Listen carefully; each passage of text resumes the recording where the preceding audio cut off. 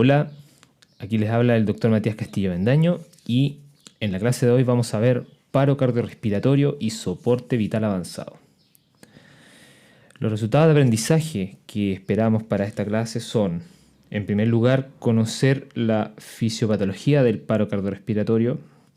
Esto nos va a ayudar un poco a salirnos de las normas establecidas, digamos, de forma muy cuadrada y poder hacer o integrar una atención de paro cardiorrespiratorio de forma mucho más criteriosa, juiciosa.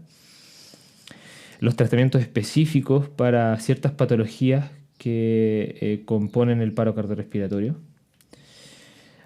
¿Qué es la reanimación cardiocerebral? Un concepto importante que se ha dado en el último tiempo con respecto a la reanimación. El manejo post-paro, y vamos a integrar finalmente estos conceptos fisiopatológicos junto con las recomendaciones de la American Heart Association o AHA y el European Resuscitation Council o el Consejo de Resucitación Europeo, que son las dos grandes guías que existen hoy en día para protocolizar, digamos, el manejo del paro cardiorrespiratorio. Bueno, en primer lugar, el paro cardiorrespiratorio es el cese de toda actividad mecánica del corazón, ¿ya? Y esto se puede manifestar de forma eléctrica o no, ¿ya? Y ahí es donde conocemos los ritmos desfibrilables y no desfibrilables, ¿cierto? Pero en el fondo es un paciente muerto, ¿ya? Eso es el primer concepto, ¿ya? El paro cardiorrespiratorio es el cese de toda actividad, ¿ya? Entonces es la vía común por la cual se muere el ser humano. Por lo tanto, hay que tener claro que esto es un síndrome, no es una patología, no es una causa, sino que es una consecuencia de algo. Y las medidas de soporte vital avanzado que nosotros le ofrecemos al paciente son principalmente para proteger estos dos órganos importantes que son el cerebro y el corazón. El cerebro para permitir que el paciente, luego de sufrir un paro cardiorrespiratorio, pueda volver, tenga esperanza de volver a una vida normal, neurológicamente intacto, y tener un corazón que sea capaz, sea suficiente de bombear la sangre necesaria hacia el resto de los órganos. Por lo tanto, el objetivo principal de la reanimación cardiopulmonar es la sobrevida neurológicamente intacto, ¿ya? Más que la sobrevida no más. ¿Ya? En el paro cardiorrespiratorio, cada minuto que pasa va produciendo una muerte masiva de neuronas y por ende va empeorando el pronóstico neurológico, las funciones cognitivas y funciones elementales del ser humano. Por lo tanto, el tiempo es cerebro. Y eso es lo que nosotros tenemos que estar pensando en todo momento cuando atendemos un paro cardiorrespiratorio. Un poco de epidemiología, ¿ya? Por ejemplo, en Estados Unidos ocurrieron aproximadamente 350.000 paros cardiorrespiratorios en el año 2015, ¿ya? Menos del 40% de estos paros recibieron una reanimación cardiopulmonar básica nivel LEGO, ¿ya? Es decir, en el extrahospitalario, de forma presencial. Y si tomamos este 40%, menos del 12% recibió desfibrilación a través de un DEA o desfibrilador eléctrico automático. Por otro lado, en Europa la sobrevida es muy variable. Por ejemplo, en el paro extrahospitalario va en valores de 3 al 12% según país, ¿ya? El de los paros que ocurren fuera del hospital, que son reanimados por gente LEGO y que son rescatados posteriormente por una ambulancia. Y si se fijan, los paros cardiorrespiratorios intrahospitalarios no varía mucho, va desde un 0 a un 18%. Incluso podríamos decir que el espectro es peor, se acerca más a la muerte, ¿ya? En promedio un 8% nomás sobrevive, y estamos hablando de sobrevida, ni siquiera es sobrevida neurológicamente intacto. Y esto puede ser porque en el intrahospitalario los pacientes suelen estar más graves, tienen más riesgo de caer en paro cardiorrespiratorio, a pesar de que el paro es presenciado en la mayoría de las veces. Y en la mayoría de los países, en el caso de Europa, existe todavía un muy mal outcome neurológico en general. Y esto es lo que se aproxima un poco a lo que ocurre en Chile. Incluso podría ser más, ¿ya? Y es muy variable desde un 33 hasta un 50% de las víctimas de paro cardiorrespiratorio queda en estado vegetativo permanente. Por lo tanto, hay que tener súper clara la película, hay que tener claro cuáles son las acciones que salvan vidas y cerebro, ¿ya? Y estas son la desfibrilación precoz, si el paciente tiene un ritmo desfibrilable, entre más temprano desfibrilo, mejor va a ser su pronóstico neurológico.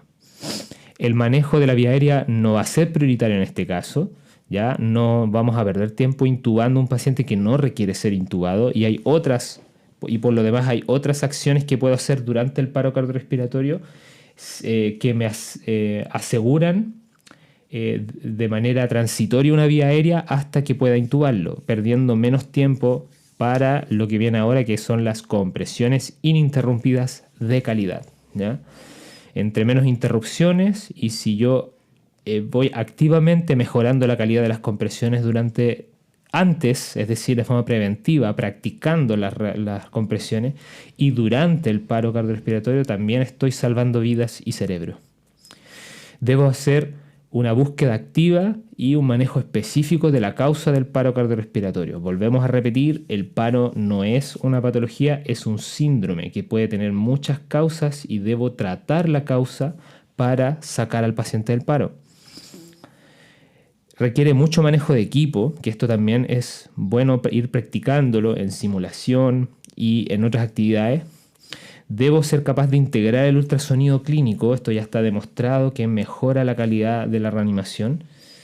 Y tener algunas ayudas visuales sirve mucho, por ejemplo, tener el torpedito del algoritmo del manejo del paro, ya sea de la AJA o de la ARC, que son muy similares, tenerlo en el bolsillo o tenerlo en el lugar de trabajo al alcance para que yo pueda ir cotejando in situ, ¿cierto? Durante una reanimación, las acciones que tengo que hacer y así no se me queda nada en el tintero, no me olvido de cosas, no tengo que confiar en mi cerebro, en mi mente para poder reanimar bien a un paciente. En caso del paro cardiorrespiratorio extrahospitalario, esto un poco para que entendamos la importancia de la reanimación cardiocerebral, ¿ya? Se ha propuesto realizar un protocolo de RCP de solo compresiones, ¿ya? Por sus siglas en inglés, COCPR, ¿ya? COCPR. ¿Esto qué quiere decir? Que independiente de si el paciente tiene un paro presenciado o no, es decir, es reanimado de forma lego antes de que llegue la ambulancia, en el momento que llegue la ambulancia se asume que ya ha pasado un tiempo desde que el paciente cayó en paro, ¿ya? Se asume que es un paro no presenciado. Y en este estudio del año 2017, lo que le ofrecieron a este grupo de pacientes fue solo compresiones, una cantidad de 200 compresiones, ¿ya? Y un manejo básico de vía aérea con oxigenación pasiva, es decir, sin AMBU, es decir, disminuir lo que más se pueda las interrupciones de las compresiones. Por lo tanto, compresiones continuas, manejo básico de vía aérea con cánula Mayo y ventilación pasiva, es decir, con una máscara de oxígeno al 100%. Y luego de estas 200 compresiones recién instalamos el DEA o ponemos el desfibrilador para analizar ritmo, ¿ya? Y si hay que desfibrilamos y continuamos con las compresiones en forma continua e ininterrumpida, ¿ya? Y seguimos el manejo del paro como corresponde, administrar adrenalina, considerar manejo avanzado de vía aérea, etc. Pero cada vez que hacemos las compresiones son continuas, ininterrumpidas, ¿ya? ¿Cuál es la explicación de esto? Bueno, primero que todo, se vio el objetivo, digamos, de este estudio y lo que se logró ver es que en el caso de todos los paros extrahospitalarios, ya que es el gráfico de la izquierda, al grupo que se le entregó una RCP estándar, ya es decir, guiado por las guías AJA o la ARC, las guías europeas, tuvo una sobrevida de 7,8%, una sobrevida neurológicamente intacto, ¿ya? Mientras que los que recibieron RCP de solo compresiones tuvieron una sobrevida neurológicamente intacto de 13,3%. Versus en los ritmos desfibrilables, donde de por sí la sobrevida es mayor, ¿ya? Tuvimos con el RCP estándar, es decir, primero desfibrilar y después compresiones, una sobrevida de 17,7%, mientras que el grupo que recibió RCP primero, ininterrumpido hasta 200 compresiones y luego se desfibriló, tuvo una sobrevida mayor, contrario a lo que uno podría pensar, 33,7%. Además, en el caso del paro cardiorrespiratorio no presenciado, o sea, la conclusión a la que se llegó en este estudio es que en el paro cardiorrespiratorio no presenciado, el cese de la actividad cardíaca, aunque sea por fibrilación ventricular, si no recibe masaje por una cantidad de tiempo determinada, que la vamos a ver más adelante, se va produciendo una especie de presión negativa en la caja torácica, ¿ya? Que hace una especie de succión hacia el lado derecho del corazón, lo que se llama el shift arteriovenoso del corazón. Esto hace que se dilate en mayor medida el ventrículo derecho y resulta finalmente en una especie de taponamiento cardíaco, ¿ya?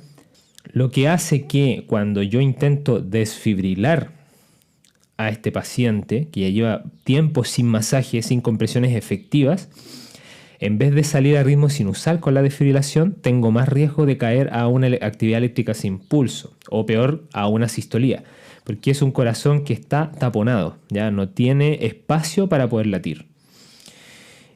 En cambio, si yo le ofrezco RCP primero, es decir, compresiones antes de desfibrilar por al menos 2 minutos o 200 compresiones de forma continua, esto va a aliviar este shift, va a devolver la sangre del sistema venoso hacia el arterial, permitiendo mejor perfusión miocárdica, aliviando, descomprimiendo este corazón, lo cual permite que tenga más probabilidad de salida a un ritmo con perfusión, una circulación espontánea después de la primera desfibrilación. Esta es la explicación de por qué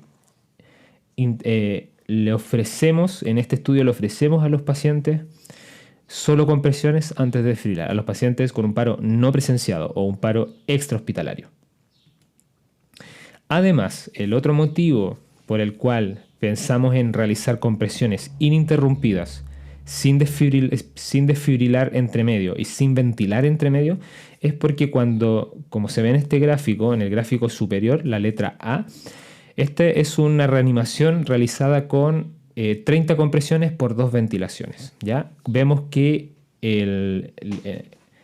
la presión de perfusión cerebral va aumentando paulatinamente desde que inicio las compresiones hasta más o menos 2 minutos en que llego a un pic, ya llego a un pic de presión de perfusión. Y si yo siguiera haciendo compresiones, puedo mantener esta perfusión de manera constante.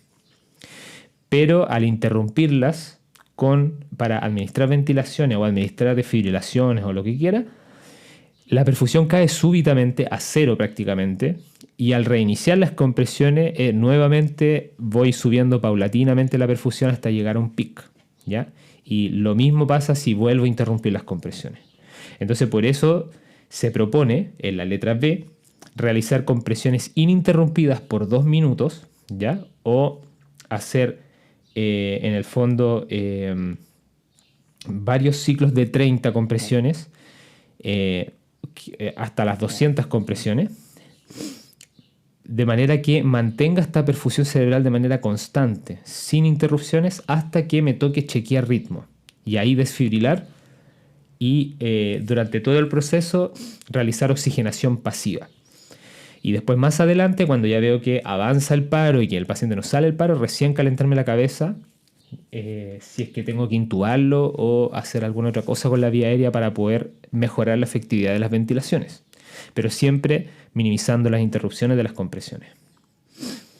En el caso del paro cardiorrespiratorio intrahospitalario, la mortalidad no varía mucho, ya que los pacientes, la gran mayoría de los pacientes que hacen paro cardiorrespiratorio en el hospital están en peor estado preparo que los pacientes extrahospitalarios. El paciente extrahospitalario habitualmente cae en paro cardiorrespiratorio principalmente, o sea, la gran mayoría de las veces por una causa coronaria que lo lleva a una muerte súbita, ¿ya? En una menor medida están los pacientes que hacen tromboembolismo pulmonar,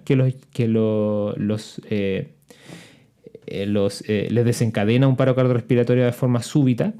Y después, muy poco porcentaje el resto de los pacientes crónicos, ¿ya? Y habitualmente son pacientes que uno sabe que se van a morir, son pacientes terminales.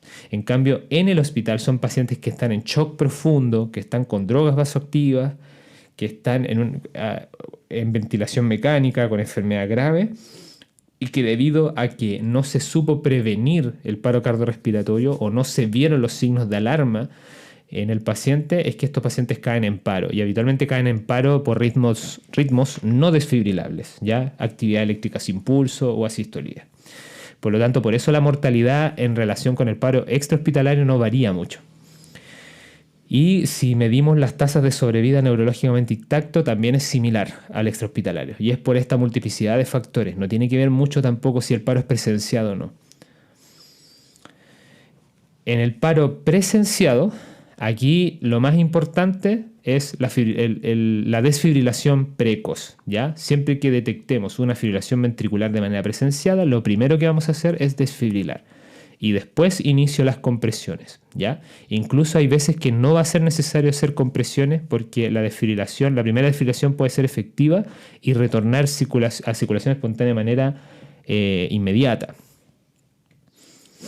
Pero esto siempre hay que hacerlo sin retrasar las compresiones, ¿ya? Por lo tanto, desde que yo detecto la fibrilación ventricular, si soy capaz de demorarme menos de 10 segundos en prender, cargar y descargar el desfibrilador, lo puedo hacer inmediatamente. Pero si no, si veo que me estoy demorando, hay que traer el carro de paro desde otro sector hacia la cama del paciente, hay que prenderlo, hay que enchufarlo, hay que cargarlo, descargarlo y me voy a demorar más de 10 segundos.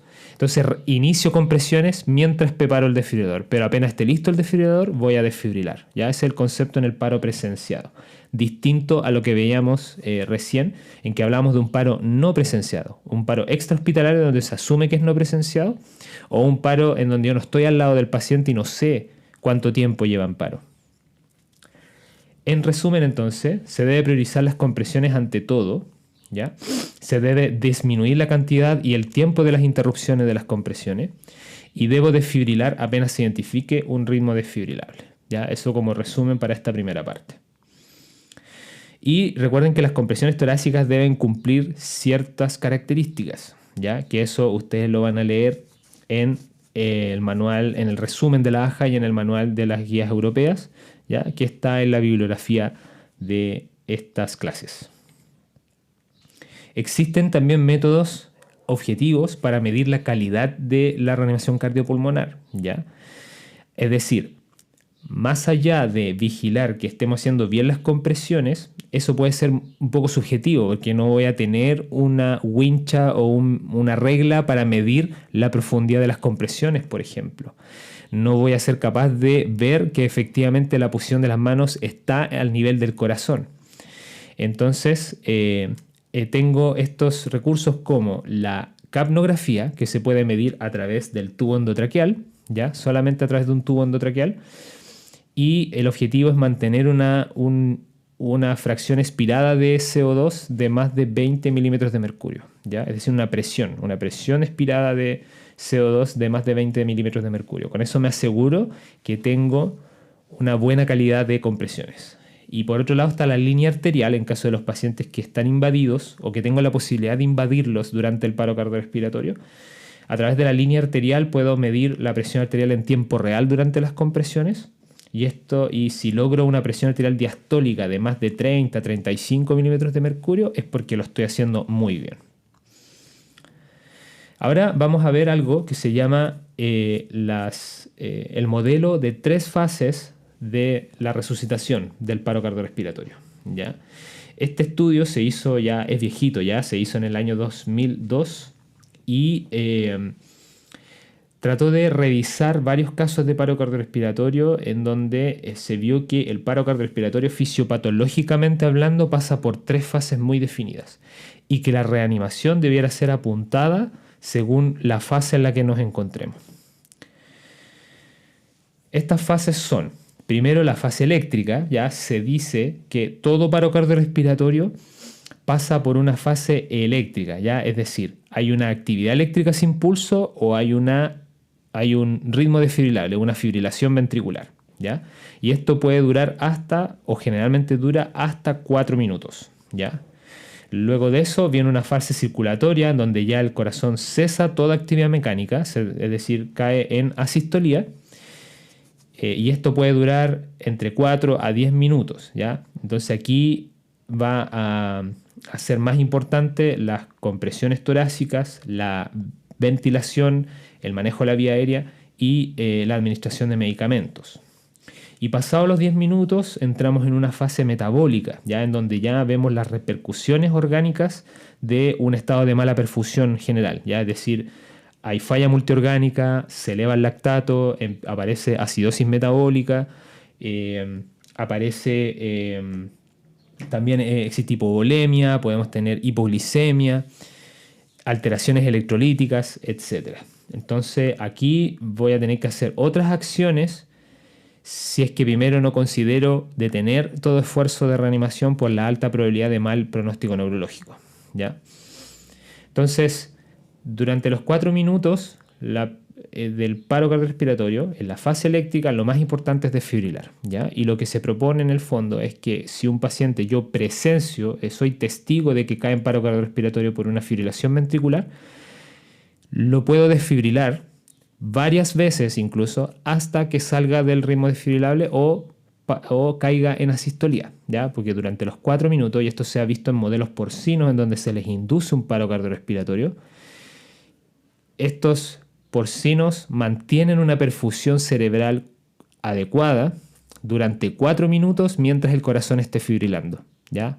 Por lo tanto, si lo extrapolamos a los seres humanos, también yo podría mantener a un paciente en fibrilación ventricular sin compresiones durante 4 minutos y ese paciente va a seguir perfundiendo su cerebro.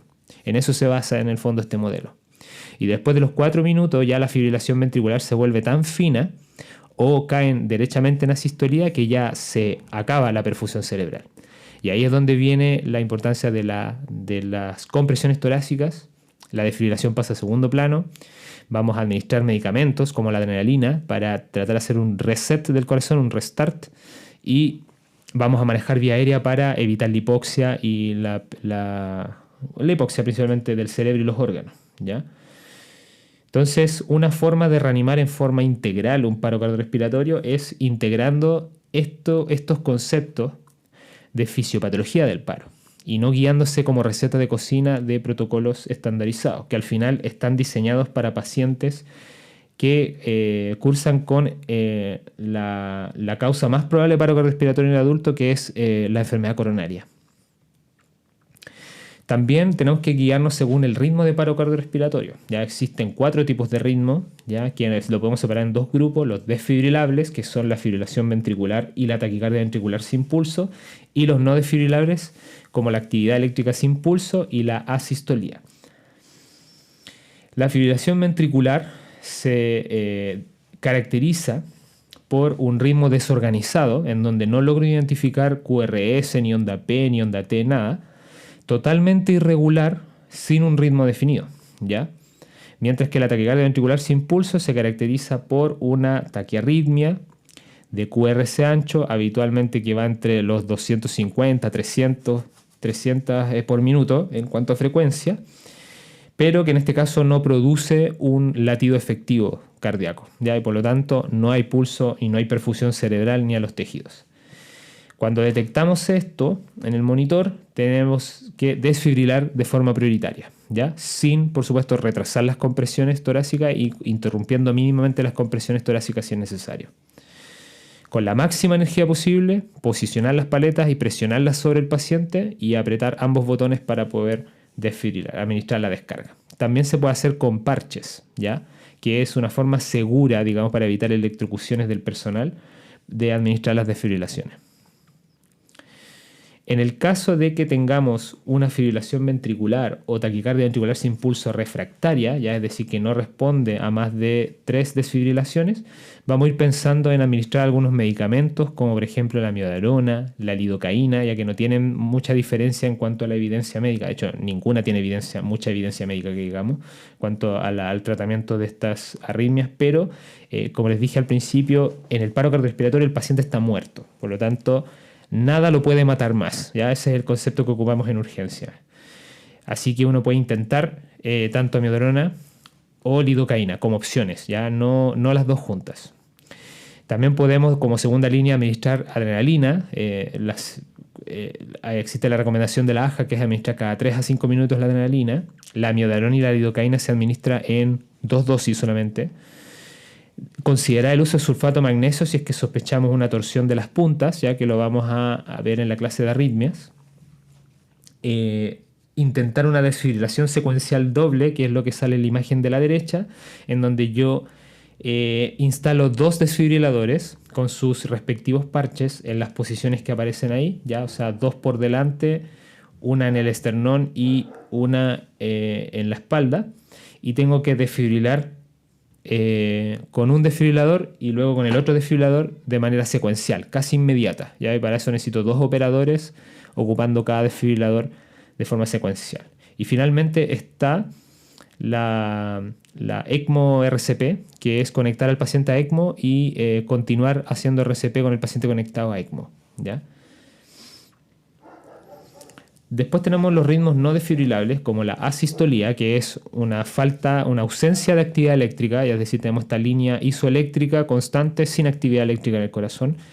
Y después tenemos la llamada actividad eléctrica sin pulso, que es un ritmo organizado, pero que no tiene pulso detectable al examen físico. En estos casos, el tratamiento es con adrenalina, ¿ya? No va a servir de nada desfibrilar, y buscar activamente las causas reversibles. Acá cobran vital importancia las causas reversibles del paro cardiorrespiratorio, porque los ritmos no desfibrilables es poco probable que sea por una enfermedad coronaria, ¿ya? Y aquí me va a ayudar de sobremanera el ultrasonido clínico para buscar estas causas. En cuanto a la vía aérea, recuerden que la vía aérea pierde toda prioridad durante el paro cardiorrespiratorio, durante la reanimación, ¿ya? Por lo tanto, voy a manejar la vía aérea siempre y cuando no interrumpa las compresiones de mayor medida, ¿ya? Debo discutir con mi equipo o yo decidir si es que sigo las recomendaciones de la AJA, que es ventilar con ambú o bolsa mascarilla 30×2, ¿cierto? O utilizo los primeros minutos oxigenación pasiva, que es poner una mascarilla con reservorio al paciente al flujo máximo, y así le entra oxígeno de manera pasiva mientras hacemos las compresiones, y eso nos va a permitir hacer compresiones ininterrumpidas de 2 minutos continuos, ¿ya? Considerar vía aérea avanzada ya cuando se nos prolonga el paro. No hay un tiempo definido, pero en general cuando ya tenemos 2, 3 ciclos en que ya tenemos ordenado más o menos, ya descartamos causas reversibles, ya administramos adrenalina o desfibrilación y ya tenemos un poco ordenada la reanimación, tenemos vías venosas presentes y todo, ahí empezamos a considerar si manejamos vía aérea avanzada. Y siempre hay que preferir la máscara laringia versus el tubo endotraqueal, porque es más rápido de instalar, es más fácil también, interrumpe menos las compresiones, ¿ya? Y recuerden que no es la primera prioridad y que no hay que hiperventilar. Hay que evitar la hiperventilación durante el paro cardiorrespiratorio para proteger ese cerebro. Buscar activamente la causa, ¿ya? Para eso existe la mnemotecnia que entrega la AJA, que son las 5H y las 5T, ¿ya? Estas causas debemos, durante el paro cardiorrespiratorio, especialmente en la fibrilación ventricular o en el ritmo desfibrilable refractario, por ejemplo, o en el ritmo no desfibrilable, tenemos que buscarlas casi inmediatamente, empezar a pensar junto con mi equipo si este paciente puede tener alguna causa reversible, ¿ya? Y tratarla, por supuesto. Si detecto o sospecho una causa, debo tratarla, ¿ya? Entonces, para la hipoxemia puedo administrar oxígeno y debo administrar oxígeno durante el paro, ya sea de forma pasiva o ambuceando, o voy a instalar un dispositivo supraglótico o voy a intubar al paciente para descartar la hipoxemia como causa, En el caso de la hipovolemia puedo administrar cristaloides, ¿ya? De forma empírica, ya que va a ser difícil evaluar el estado de volemia durante el paro cardiorrespiratorio, o si el paciente tuvo grandes pérdidas de sangre, puedo realizar transfusiones masivas durante el paro cardiorrespiratorio. En el caso de sospecha de acidosis metabólica, puedo administrar bicarbonato sódico de forma empírica también.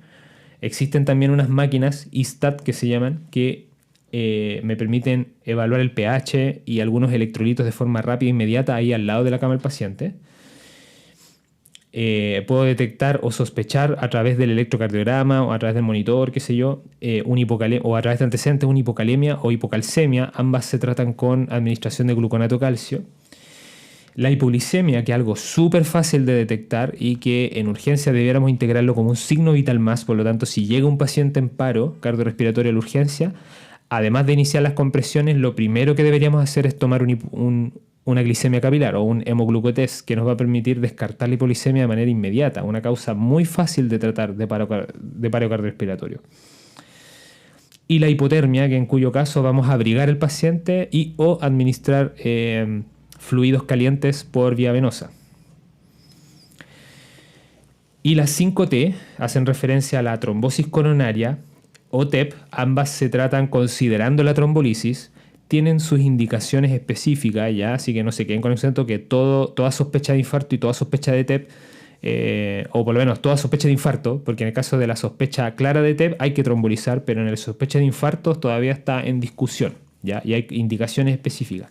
Pero quédense con el concepto de que hay que considerar la trombolisis en estos casos, durante el paro. En caso de neumotórax, y para esto me va a servir el ultrasonido clínico, por ejemplo, si detecto neumotórax, debo descomprimir ese hemitórax para sacar al paciente del paro cardiorrespiratorio. También el ultrasonido me va a servir para detectar taponamiento cardíaco, ya que no necesariamente hacer por causa traumática, y poder realizar una pericardiocentesis evacuadora o una toracotomía abierta, ya que está indicada se usa más en el paro traumático, que lo vamos a ver en una clase aparte. Pero en el caso del paro no traumático, los pacientes en shock profundo refractario causado por un taponamiento cardíaco, se puede considerar la toracotomía abierta también. Y finalmente tenemos los tóxicos, que en el fondo es algunos tóxicos, no todos, pero hay algunos tóxicos que son que tienen ciertos patrones clínicos, tienen ciertas historias, tienen ciertos antecedentes que nosotros podemos detectarlos durante la evaluación del paciente y tratarlos con su antídoto para sacar al paciente del paro. Por ejemplo, los opiáceos, los bloqueadores de canales de sodio como los antidepresivos tricíclicos, los bloqueadores de canal de calcio, los beta bloqueadores, etc. Y con respecto a la actividad eléctrica sin pulso, hoy en día está muy discutida, muy en la polémica la actividad eléctrica sin pulso, debido a que se considera que no es un paro cardiorrespiratorio como tal, ya que la mayoría de las veces, gracias al uso del ultrasonido al lado de la cama del paciente, la mayoría de las veces se ha detectado que cuando hay una actividad eléctrica que no genera pulso carotidio en los pacientes, de todas maneras hay actividad cardíaca, hay actividad motriz cardíaca. En la mayoría de las veces, no todos, ¿ya? Por lo tanto, se considera, muchos autores consideran hoy en día que la actividad eléctrica sin pulso es un estado de shock profundo más que un paro cardiorrespiratorio.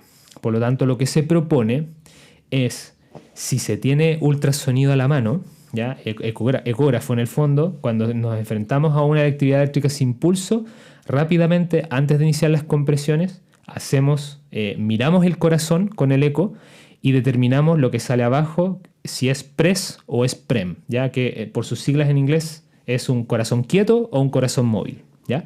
Si es un corazón quieto, es un paro cardiorrespiratorio y ahí reanimamos como corresponde, como dicen las guías del paro cardiorrespiratorio. Pero si es un PREM, ¿ya? Es decir, es un corazón móvil, estamos ante un shock profundo, es decir, una pseudo actividad eléctrica sin pulso o una falsa actividad eléctrica sin pulso también se llama, ¿ya? Y en este caso vamos a dar drogas vasoactivas en dosis bolo o dosis de infusión, ¿cómo se llama? Dosis altas, ¿ya? Y luego de eso vamos a evaluar el electrocardiograma, vamos a tomar un electrocardiograma y vamos a evaluar cómo está el QRS.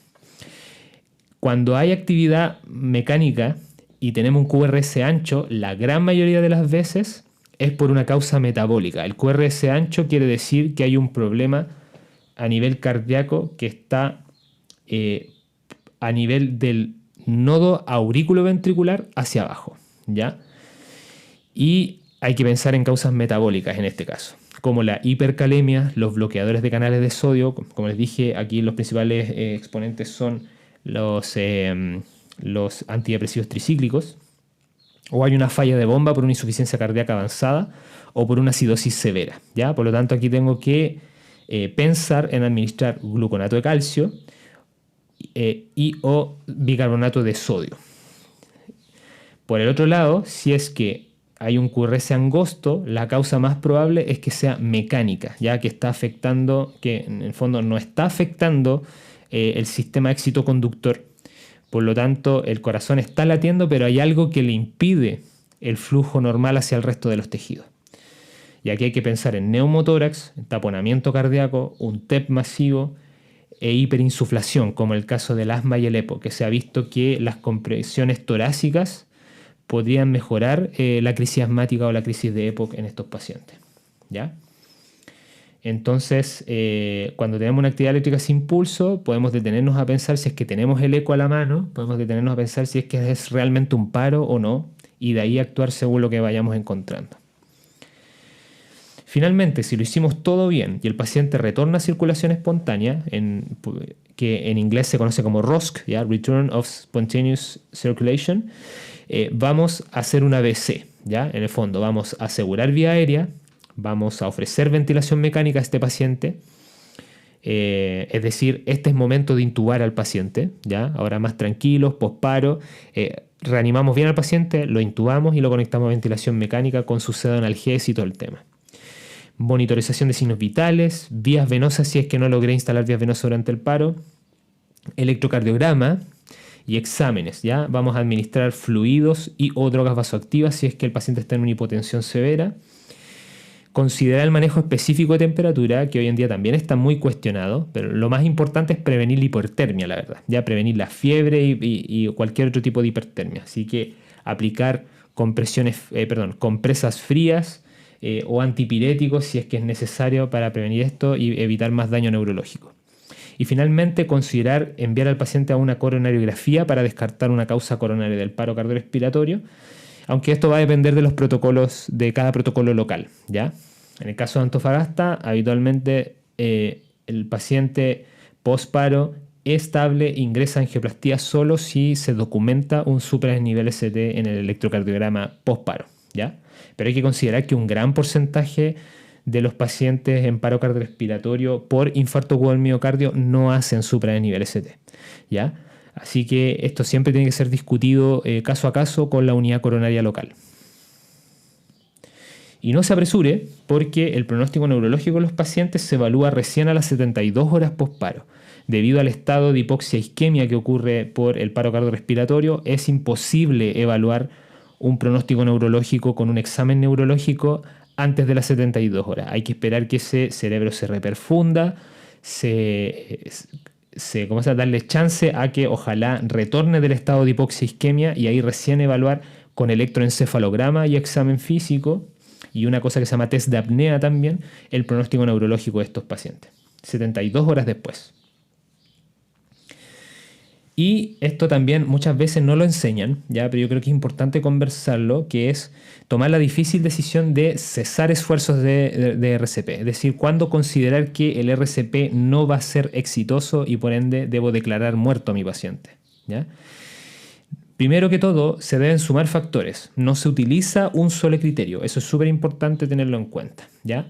Y los factores que voy a evaluar para decidir si la continuación de los esfuerzos de RCP van a ser exitosos o no son una capnografía que me da una presión de CO2 menor de 10 milímetros de mercurio expirado, ¿ya? Después de 20 minutos de reanimación cardiopulmonar, ¿ya? Esto me indica que ya prácticamente no hay intercambio gaseoso a nivel de la circulación cardiopulmonar, por lo tanto ese paciente ya tiene un muy mal pronóstico. Más de 30 minutos de RCP sin retorno a circulación espontánea. Siempre hay excepciones, por ejemplo, los ritmos desfibrilables refractarios. ¿Ya? Mientras el paciente esté en ritmo desfibrilable, es muy discutible suspender la reanimación porque el paciente tiene actividad cardíaca. El problema es que tenemos que sacarlo de ese estado de fibrilación ventricular. Y ahí viene la discusión con respecto a la desfibrilación secuencial, el uso de medicamentos y el ECMO RCP, que no está disponible en todos los centros, lamentablemente. Cuando haya sistolía al inicio del paro, ya ahí partimos mal, ya partimos con mal pronóstico neurológico al tiro. Ya la sistolía es el ritmo más malo que te puede tocar como paro cardiorrespiratorio, ¿ya? Así que eso tenemos que considerarlo. Si llevamos, por ejemplo, 10 minutos de reanimación y empezamos a analizar el caso, chuta, pero el paciente llegó en asistolía, entonces eso más otros factores tengo que pensar en suspender quizás la reanimación. Que se hayan demorado en iniciar el RCP desde que el paciente cayó en paro cardiorrespiratorio. Esto es lo que pasa en Chile muchas veces con los pacientes extrahospitalarios. La mayoría no son reanimados adecuadamente. La edad avanzada, la presencia de múltiples comorbilidades, la ausencia de reflejos troncales, que el paciente esté normotérmico, ya porque la hipotermia, por ejemplo, los pacientes que se ahogan en el mar, que sufren una asfixia por inmersión y llegan en paro cardiorrespiratorio, primero hay que retornarlos a la temperatura normal y esto nos prolonga la reanimación, ¿ya? Entonces el paciente tiene que estar normotérmico para declarar el fallecimiento. Y también considerar las directrices anticipadas, ¿ya? Siempre hay que tomarse un tiempo durante la reanimación de hablar con los familiares y preguntarles directamente si es que el paciente tiene alguna directriz anticipada. Es decir, desde antes ya tenía decidido si quería ser reanimado o no, si quería estar intubado o no, etc. ¿Ya? Eso hay que considerarlo también para decidir el cese de la reanimación. Ahora vamos a integrar lo que sale en el protocolo de la AJA o de las guías europeas, ¿ya? El algoritmo que ustedes ya debieran conocer y que si no lo tienen que leer en la bibliografía de las clases. Y lo vamos a integrar con este conocimiento que tenemos ahora sobre la fisiopatología del paro cardiorrespiratorio, el modelo 3 fases y las causas, tomando en cuenta la pseudoactividad eléctrica sin pulso, etc. Entonces, estos son los algoritmos que nosotros conocemos. Ya el de la izquierda es de la AJA y el de la derecha es de las guías europeas, que yo lo encuentro mucho más simplificado que el de la AJA. Que en el fondo tiene bien protocolizado y para todos los pacientes lo mismo, ¿cierto? Porque en el fondo estos consensos se basan en la causa más probable de paro cardiorrespiratorio en el adulto, que es el infarto agudo del miocardio, ¿ya? Y ese es el espectro de pacientes que quieren salvar estos protocolos. Entonces hay que tener claro que esto no es una receta de cocina para todo paciente y uno como médico, como todas las cosas médicas, tiene que integrar el criterio médico, el juicio clínico, ir evaluando caso a caso. Por lo tanto, podemos separar esto en paros presenciados o que llevan menos de 4 minutos de paro cardiorrespiratorio, de reanimación cardiopulmonar, perdón, y los paros cardiorrespiratorios no presenciados, ¿ya? O que llevan más de 4 minutos de reanimación. En el caso de un paro cardiorrespiratorio presenciado o que me trae el SAMU, por ejemplo, con menos de 4 minutos de evolución, aquí la prioridad, según lo que hemos leído, va a ser instalar el desfibrilador o el monitor desfibrilador, perdón, o el DEA, si es que estoy trabajando con DEA, ¿ya? Voy a instalar, además, simultáneamente voy a ir instalando el oxígeno, ya sea por AMBU u oxigenación pasiva, y voy a tomar un hemoglucotest al tiro, ya como lo aprendimos, esto debiera ser inmediato. Si es que esto está demorando mucho, voy a iniciar RCP, ¿ya? Voy a iniciar compresiones torácicas. Cuando esté listo el monitor, apenas esté listo, voy a analizar ritmo y voy a ver si el ritmo es desfibrilable o no. Si el ritmo es desfibrilable, voy a administrar una descarga y ahí recién inicio los ciclos de RCP de 2 minutos y voy intercalando con el resto de las acciones. Pero si el ritmo no es desfibrilable, aquí voy a iniciar el RCP con ciclos de 2 minutos, administrar adrenalina lo antes posible. Para eso tengo que tener una vía de acceso, ya sea una vía venosa o una vía intraósea. Puedo ocupar el ultrasonido clínico si es que lo tengo a mano para descartar algunas causas reversibles e ir pensando en otras causas reversibles que debo sospechar ya de manera más empírica. Y en el caso de la vía aérea, primero voy a ofrecer oxígeno pasivo, o puedo pensar en ambucear al paciente con intercalando 30 compresiones por 2 ventilaciones y considerar un dispositivo supraglótico como la máscara laringe. En el caso del paro no presenciado o que lleva más de 4 minutos de reanimación, aquí la prioridad es continuar el RCP o iniciar el RCP por 2 a 5 minutos, que es en el fondo en lo que se ha estudiado, que es ¿cómo se llama? El estándar para, según el modelo de 3 fases, ¿ya? Para la fase circulatoria, ¿ya? Ofrecerle RCP por 2 a 5 minutos de forma ininterrumpida. Mientras le realizo las compresiones torácicas, voy a instalar el monitor, voy a administrar oxígeno, voy a tomar hemoglucotés y una vez que termine este ciclo de compresiones, recién voy a analizar ritmo, si es desfibrilable o no, y hacer las acciones que tengan que ver según ritmo, ¿ya? Ahora, si el ritmo es desfibrilable y ya llevo 2 desfibrilaciones administradas, tengo que empezar a hacer un manejo de fibrilación ventricular refractaria. Entonces, y esto se aplica también para el caso de el ritmo desfibrilar en contexto de un paro presenciado, en donde ya vimos que podemos considerar solo desfibrilar al paciente sin compresiones durante los primeros 4 minutos. Entonces, si desfibrilo una vez, desfibrilo 2 veces, desfibrilo 3 veces, entonces ahí voy a iniciar el RCP, voy a administrar adrenalina y voy a ir descartando causas reversibles, utilizando el ultrasonido clínico, etc. Y según las recomendaciones, puedo administrar amiodarona o lidocaína o antiarrítmicos en general, considerar el uso de sulfato de magnesio si es que sospecho una torsión de las puntas, realizar desfibrilación secuencial o ya ir llamando al equipo de ECMO si es que lo tengo disponible para hacer un ECMO RCP. Y siempre desfibrilando entre ciclos, ¿ya? Haga lo que haga, sigo desfibrilando entre medio de los ciclos siempre y cuando detecte un ritmo desfibrilable. Y el manejo de vía aérea no cambia, sigue siendo segunda prioridad y dándole más importancia a los dispositivos supraglóticos. El concepto en el paro cardiorrespiratorio, como ya les he dicho 2 veces ya en esta presentación, es que el paciente está muerto, ¿ya? Nosotros estamos tratando de resucitarlo, ¿ya? Ese es el concepto. Por lo tanto, acá usted piensa en alguna cosa, lo hace. Se pensó, se hizo. Total, no le va a provocar más daño al paciente, ¿ya? El paciente no se puede morir más. Ese es el concepto que ocupamos en urgencia.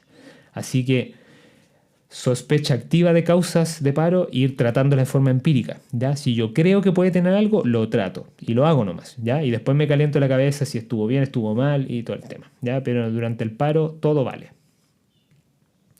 Y en tiempos de COVID-19 hay que usar siempre los elementos de protección personal. Hay que tratar de reducir el personal dentro del reanimador para evitar la exposición de los funcionarios. Hay que priorizar el uso de oxigenación pasiva y la intubación precoz, que es lo más seguro desde el punto de vista de la aerosolización de microorganismos, ¿ya? Eso ha sido la clase de paro cardiorrespiratorio y soporte vital avanzado. Cualquier consulta me pueden enviar un correo, ahí sale en pantalla. Y les recuerdo, porfa, que lean la bibliografía, lean el resumen de la AJA, lean el resumen de las guías europeas del paro y el modelo de 3 fases del paro cardiorrespiratorio, que eso es, digamos, el grueso de esta parte teórica. Muchas gracias.